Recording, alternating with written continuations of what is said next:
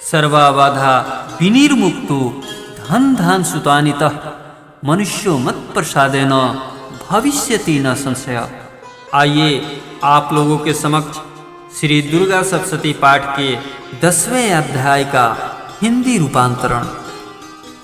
ऋषि बोले, देवी के द्वारा महादैत्यपति शुंभ के मारे जाने पर इंद्रादिक समस्त देवताओं ने अग्नि को आगे करके अभीष्ट के प्राप्त होने के कारण कात्यायनी देवी की स्तुति करने लगे।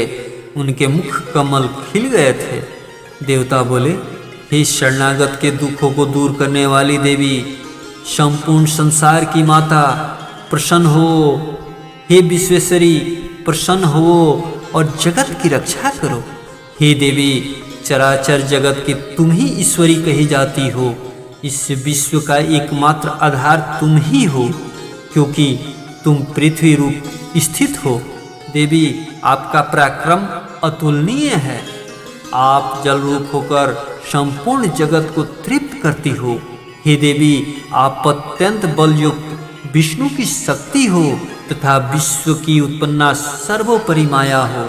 इस संपूर्ण विश्व को आपने अपने मुंह में डाल रखा है। आपके प्रसन्न होने से मुक्ति की प्राप्ति होती है। हे देवी, समस्त विद्याएं आप ही की मूर्ति है। संसार की समस्त स्त्रियां आप ही की मूर्ति है। हे अम्बे, एक तुमसे ही यह समस्त संसार व्याप्त है। तुम्हारी स्तुति किस भांति की जा सकती है? तुम तो स्तुति करने योग्य पदार्थों से परे हो। हे देवी, आप सभी में विद्यमान हो, स्वर्ग और मोक्ष की दाता हो। आपकी यह स्तुति किन शब्दों में की जा सकती है? बुद्धि रूप से समस्त जीवों में स्थित हो। हे नारायणी देवी, तुम स्वर्ग और मोक्ष की दाता हो। तुमको नमस्कार है। हे नारायणी, कला काष्ठादि के रूप से क्रमशः परिणाम अर्थात अवस्था परिवर्तन, कला काष्ठादि के रूप से क्रमशः परिणाम अर्थात अवस्था परिवर्तन की ओर जाने वाली तथा संसार का उपसंहार करने में समर्थ आपको नमस्कार है। हे समस्त मंगलों की देने वाली, हे शिवे, हे सर्वार्थ सिद्धि को देने वाली, हे शरणागत वत्सला, हे त्रिनेत्रा, हे गौरी, हे नारायणी, आपको नमस्कार है। हे सृष्टि का पालन और संहार शक्ति स्वरूपा सनातनी, हे गुणाश्रयी, हे गुणामयी, हे नारायणी, आपको नमस्कार है। हे शरणागत दिन दुखियों के दुख को हरण करने वाली तथा सबकी रक्षा करने वाली नारायणी, आपके लिए नमस्कार है। हे हंस युक्त विमान में बैठने वाली, हे ब्रह्मांडी स्वरूप धारण करने वाली, हे कुशाओं के जल का प्रोक्षण करने वाली नारायणी, आपको नमस्कार है। हे महेश्वरी रूप से त्रिशूल, चंद्रमा और सर्प को धारण करने वाली तथा महावृषभ पर बैठने वाली नारायणी देवी, आपको नमस्कार है। मोरों और मुर्गों से घिरी रहने वाली तथा महाशक्ति धारण करने वाली कौमारी रूप धारणी निष्पापे नारायणी, आपको नमस्कार है। हे शंख चक्र गदा और सारंग धनुष तथा उत्तम आयुधों को धारण करने वाली वैष्णवी स्वरूपे, आप प्रसन्न होइए। हे नारायणी, आपको नमस्कार है। हे उग्र महाचक्र धारणी, अपने दांतों पर पृथ्वी को रखे हुए बराह रूपिणी शिवे, हे नारायणी, आपको नमस्कार है। भीषण सिंह स्वरूप धारण कर असुरों को मारने वाली, त्रैलोक्य की रक्षा करने में समर्थ, हे नारायणी, आपको नमस्कार है। मस्तक पर किरीट तथा हाथों में महावज्र धारण किए, सहस्त्र नेत्रों से प्रकाशमान और वृतासुर के प्राणों को हरने वाली, हे इंद्री, हे नारायणी, आपको नमस्कार है।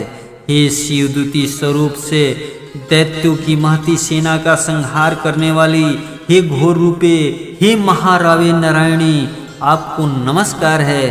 दाढ़ों के कारण विकराल सुख वाली, मुंडमाला से सुशोभित मुंड असुर को मारने वाली, हे चामुंडे, हे नारायणी, आपको नमस्कार है। हे लक्ष्मी, लज्जा, महाविद्या, श्रद्धा, पुष्टि, स्वधा, ध्रुवा, महारात्रि, महाविद्या रूपी नारायणी, आपको नमस्कार है। मेघा, सरस्वती, बराभूति, बाभ्रवी, तामसी, नियता और ईशा स्वरूपी हे नारायणी, आपको नमस्कार है। हे सर्वस्वरूपा, सर्वेश्वरी, सर्वशक्तिमान हे दुर्गे, आप हमारी सब भयों से रक्षा कीजिए, आपको नमस्कार है। हे कात्यायनी, 3 नेत्रों से विभूषित मुख वाली, हमारी संपूर्ण भयों से रक्षा करो, आपको नमस्कार है। हे भद्रकाली, ज्वालाओं के समान भयानक और समस्त शत्रुओं का विनाश करने वाला, आपका त्रिशूल हमारी सभी भयों से रक्षा करे, आपको नमस्कार है। हे देवी, अपने ध्वनि से संपूर्ण विश्व को व्याप्त कर असुरों के तेज का विनाशक आपका घंटा समस्त पापों से उसी प्रकार रक्षा करे जैसे माता अपने पुत्रों की बुरे कर्मों से रक्षा करती है। चांडी के असुरों के रक्त और चर्बी से रंगे हुए आपके हाथ में चमकता हुआ खड्ग हमारी रक्षा करे, हम आपको नमस्कार करते हैं। हे देवी, तुम प्रसन्न होने पर सब रोगों का नाश कर देती हो और रुष्ट होकर समस्त अभिलाषित कामनाओं का विनाश करती हो। आपके शरणागत मनुष्य पर कभी आपत्ति नहीं आती। जो आपके आश्रय होते हैं वे सबके आश्रय बन जाते हैं। हे अंबिके देवी, आपने अपने को विविध स्वरूपों में विभाजित कर इन धर्मद्रोही असुरों का संहार किया है। यह सब कार्य करने में किसी और की सामर्थ्य नहीं थी। समस्त विद्याओं में, ज्ञान प्रकाशित करने वाले शास्त्रों में तथा वेदों में आपका ही वर्णन है। आप ही इस विश्व को अंधकार रूप ममता के गड्ढे से बचा सकती हो, जहाँ राक्षस, भयंकर विषैले सर्प, दुश्मन, चोर, डाकू और लुटेरों के दल एवं दवानल हो। वहाँ तथा समुद्र के मध्य में आप विश्व की रक्षा करती हो। हे विश्वेश्वरी, आप विश्व की परिचालिका हो। विश्व रूप होकर समस्त विश्व को धारण किए हुए हो। आपकी प्रार्थना भगवान विश्वेश्वर भी करते हैं। जो भक्ति तथा नम्रता सहित आपके सम्मुख नतमस्तक होते हैं वे संपूर्ण विश्व के आश्रय होते हैं। हे देवी, आप प्रसन्न होइए। आपने इस समय जिस तरह असुरों का विनाश करके तत्काल ही हमारी रक्षा की है, उसी तरह हमारी असुरों से सदा रक्षा करते रहना। संपूर्ण विश्व के पापों तथा उत्पात के कारण पैदा होने वाले महामारी आदि बड़े बड़े उपद्रवों को शीघ्र ही दूर करे। विश्व के समस्त दुखों को दूर करने वाली हे देवी, हम चरण में पड़े हुए हैं, हम पर आप प्रसन्न होइए। तरलोक के निवासियों की पूजनीय परमेश्वरी, आप हम पर प्रसन्न होकर वर दें। देवी बोली, हे देवगण, मैं वर देने वाली हूँ। जगत के उपकार करने वाले अभिलषित वरदान मुझसे मांगो, मैं अवश्य दूंगी। देवता बोले, हे अखिलेश्वरी, आप इस तरलोक की समस्त बाधाओं को समन करती रहिए और हमारे दुश्मनों का विनाश करती रहिए। देवी बोली, वैवस्वत मनवंतर के 28वें युग में शुंभ और निशुंभ नामक दोनों महाअसुर पैदा होंगे। तब मैं नंदगोप के घर में उनकी स्त्री यशोदा के गर्भ से उत्पन्न होकर विंध्याचल पर्वत पर उन दोनों महाअसुरों का संहार करूंगी। तत्पश्चात पृथ्वी पर अत्यंत उग्र स्वरूप से अवतार लेकर वैप्रचित नामक असुरों का विनाश करूंगी। उन वैप्रचित नामक महाअसुरों को भक्षण करते समय मेरे दांत अनार के फूल के समान लाल लाल दिखेंगे। उस समय स्वर्ग में देवता और मृत्यु लोक में मनुष्यगण मेरी निरंतर स्तुति करते हुए मुझे रक्त दंतिका के नाम से पुकारेंगे। फिर पृथ्वी पर 100 वर्ष तक अनावृष्टि के कारण मुनियों के प्रार्थना करने पर मैं बिना गर्भ के पृथ्वी पर उत्पन्न होंगी। तदंतर 100 नेत्रों से मुनियों को देखूंगी। अतः मनुष्य मुझे शताक्षी नाम से मेरी स्तुति करेंगे। हे देवताओं, तदंतर मैं अपने शरीर से उत्पन्न शाखों द्वारा जब तक वर्षा न होगी तब तक संपूर्ण विश्व का पालन करूंगी।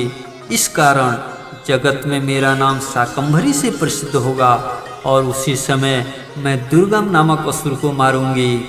इस कारण मेरा दुर्गा देवी नाम प्रसिद्ध होगा और फिर मैं भीम रूप धारण करके मुनिजनों की रक्षा के लिए हिमालय वासी असुरों का भक्षण करूंगी। इस प्रकार मेरा नाम भीमा देवी प्रसिद्ध होगा।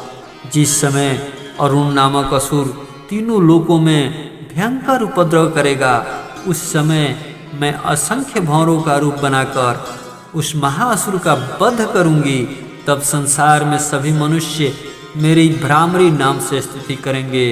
इस प्रकार जब जब इस विश्व में दानवों द्वारा उपद्रव उत्पन्न होंगे, तब तब मैं अवतार लेकर असुरों का संहार करूंगी। इति श्रीमद् पुराण में सवर्णी मनंत्र की कथा के अंतर्गत देवी स्तुति नामक 11वां अध्याय समाप्त। जय माता दी।